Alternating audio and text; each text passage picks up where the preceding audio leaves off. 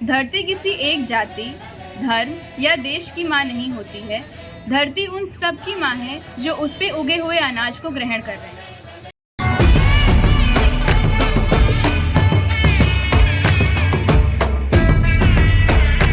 Namaskaram everyone. A 65-year-old man is traveling 30,000 kilometers across 26 countries for 100 days. और वो ऐसा किसी एयरक्राफ्ट या 4 व्हीलर पर नहीं बल्कि अपनी बाइक पर कर रहे हैं, तपती धूप सहते हुए और तेज आंधी तूफान और बारिश सहते हुए। But why is he doing this? He is working on a movement which has become very popular globally. But वो ऐसा आराम से बैठ के भी तो कर सकते थे। इतनी हेक्टिक जर्नी करने की क्या जरूरत थी? So Sadhguru, you've taken up this initiative, but sorry I'm asking you this, but you are you, but aren't you taking it a little far by riding 30,000 kilometers yourself on a bike across 26 countries? See, if 300,000 farmers commit suicide, if still a nation and a society can sleep on it peacefully, it needs something to stimulate people, isn't it? हम बहुत सारे social और political movements देखते हैं, but ecological movement चल रहा हो वो हम हार्डली देखते हैं। और कोई ऐसा इकोलॉजिकल मूवमेंट जो ग्लोबल स्केल पर काम कर रहा हो, ऐसा तो हमने आज तक नहीं देखा जो इस समय चल रहा है। इकोलॉजी हमारी लाइफ में बहुत इंपॉर्टेंट रोल प्ले करती है, इतना इम्पॉर्टेंट कि अगर वो ना हो तो हम जी ही नहीं सकते, बी इट एयर, वाटर और सॉइल।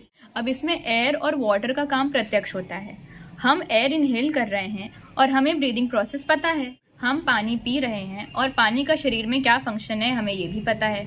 एनवायरनमेंट में भी हवा और पानी की क्या इंपॉर्टेंस है हमें ये भी पता है। सॉइल का ऐसा डायरेक्ट फंक्शन नहीं होता, हमें समझ में नहीं आता कि हमारा उससे क्या रिलेशन है अगर हम उसे थोड़ा ध्यान से ना देखें। The food that we eat, be it monocots, dicots, cereals, grains और लेग्यूम्स, सबके बीज हम कहाँ डालते हैं? सॉइल में। सॉइल में ग्रो करते हैं, तभी वो प्लांट्स बनते हैं और तभी वो फूड बनते हैं और तभी वो हमारे तक आते हैं और हम उन्हें खाते हैं। ये रिलेशन है हमारा सॉइल से, और इसकी इंपॉर्टेंस तब तक समझ में नहीं आएगी जब तक आपके सामने रखी टेबल पर खाना रखा है और आपको खाने को मिल रहा है। जिस दिन वो खाना गायब हो जाएगा और वो टेबल भी गायब हो जाएगी, उस दिन आपको समझ में आएगा कि सॉइल की क्या इंपॉर्टेंस थी।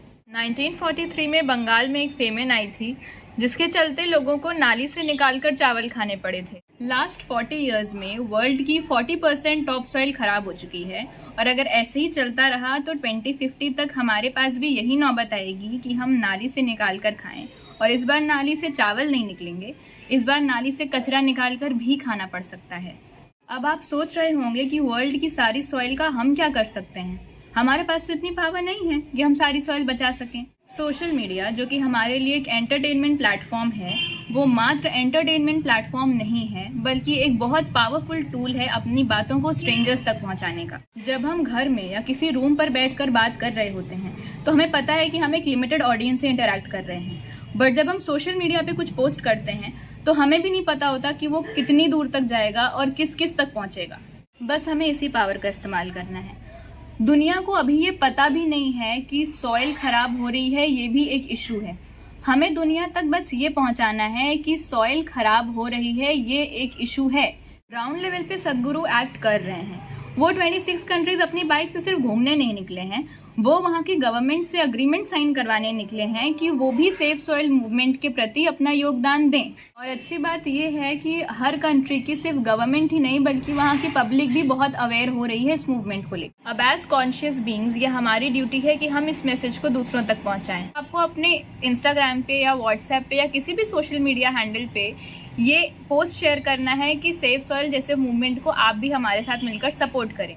अब आप में से ऐसे कुछ लोग हो सकते हैं जो शायद सदगुरु के अगेंस्ट हों या उनकी किसी बात से आप अग्री ना करते हों, बट यहाँ पे हमें उनके साथ खड़े होना ज़रूरी है क्योंकि वो जिस मूवमेंट के लिए काम कर रहे हैं, वो जिस सॉइल के लिए काम कर रहे हैं, उस सॉइल पे उगे अनाज को हम सब ग्रहण करें। और सिर्फ हमारे खाने के लिए नहीं, सॉइल इस प्लैनेट का एक बहुत ही इंपॉर्टेंट इकोलॉजिकल फैक्टर है।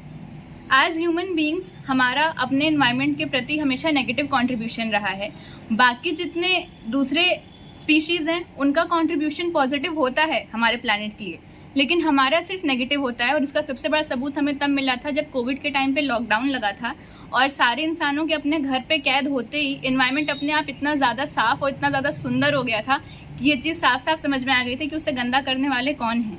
इस दुनिया में जितनी भी स्पीशीज़ हुई हैं वो सिर्फ खाना खाने के लिए, रिप्रोडक्शन के लिए और अपनी जान बचाने के लिए स्ट्राइव करती हैं।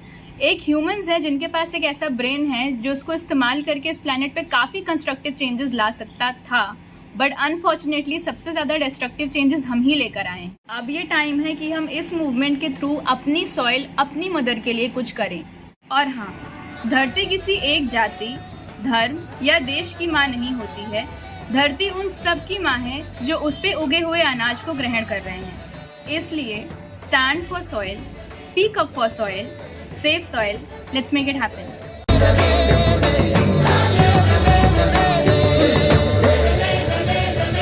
Depleted soils will not quench the fire of hunger. Unquenched hunger can burn the very world. This is a generational responsibility. Save soil.